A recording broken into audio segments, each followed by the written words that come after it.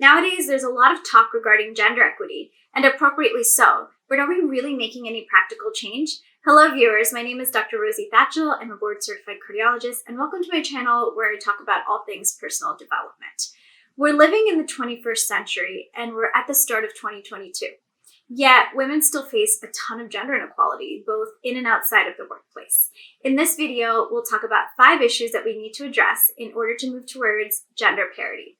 Before we begin, please take a moment to subscribe to the channel and don't forget to hit the bell icon so you can get notified when I come back with another video. Without any further ado, let's jump in.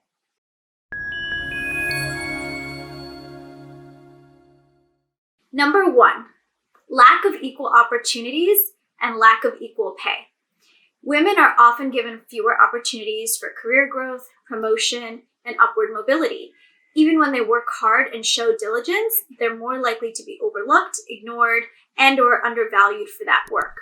Women also tend to feel bad asking for opportunities or promotions, and sometimes do negotiate less. But the difficulty is that when women do ask for these things, they are more likely to be negatively regarded. There was actually a study done by Carnegie Mellon and Harvard in which they gave participants descriptions of men and women with equivalent qualifications who had applied for a fake job, and they were told that some candidates had attempted to negotiate for a higher salary. Interestingly enough, the study participants, regardless of whether they were men or women, found fault at twice the rate with the women who negotiated than with the men who negotiated.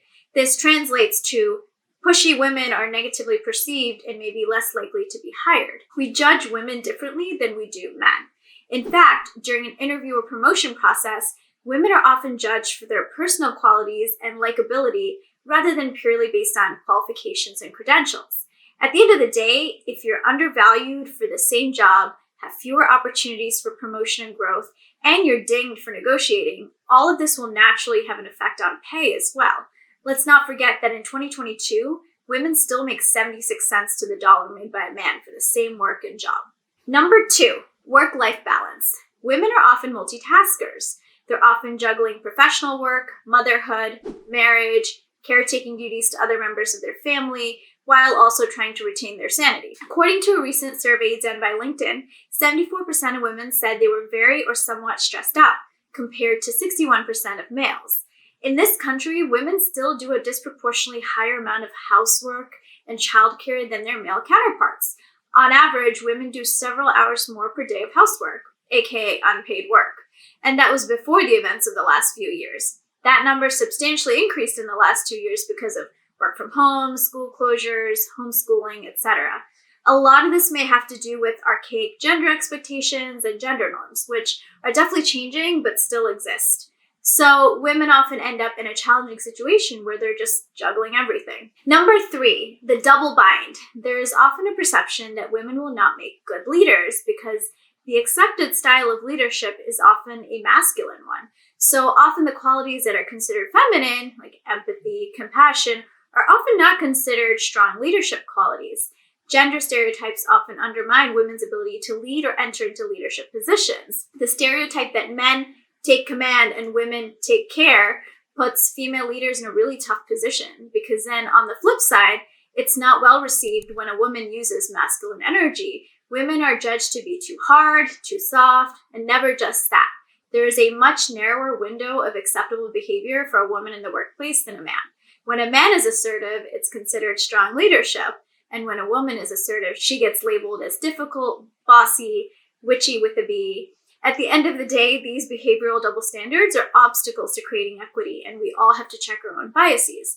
Unfortunately, as a result of these, women spend so much time proving themselves again and again that they can lead. Number 4, lack of sponsorship. In every work culture, relationships are essential for employees to achieve highly visible roles, promotions, connections, job satisfaction, and create impact. And having sponsors is essential to driving career advancement and professional development. Now, there's a distinction between mentorship and sponsorship. A mentor is someone who can advise you, give you guidance, but a sponsor is someone who's going to use their own reputational capital to go to bat for you, someone who's going to put your name in the hat for an opportunity and advocate for you behind closed doors, and also talk about your accomplishments and achievements.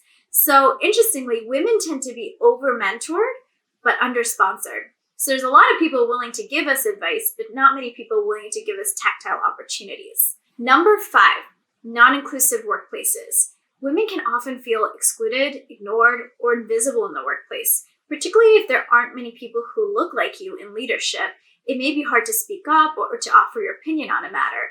And when women do not have a voice, whether it's in a boardroom, a meeting, or the upper echelons of leadership, this comes at huge costs to organizations with respect to job satisfaction, retention, absenteeism, collaboration, teamwork, so forth. So building an inclusive workplace means creating a culture that engages and supports everyone. And this involves addressing implicit bias also. Sometimes people may not realize what it's like to be a woman or a person of color because they've never had to walk in those shoes or deal with those issues.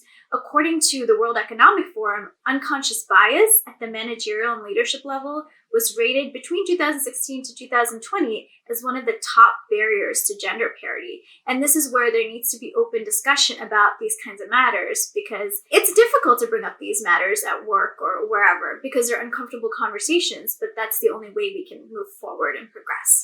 So these are some of the challenges that women face fairly often in the workplace. We're making progress, though oftentimes it feels like it's at a glacial pace. Have you ever experienced any of these? I would love to know in the comments below. And if you do want me to do a deeper dive into any of these, also let me know below. If you enjoyed watching this video, give me a thumbs up and don't forget to subscribe.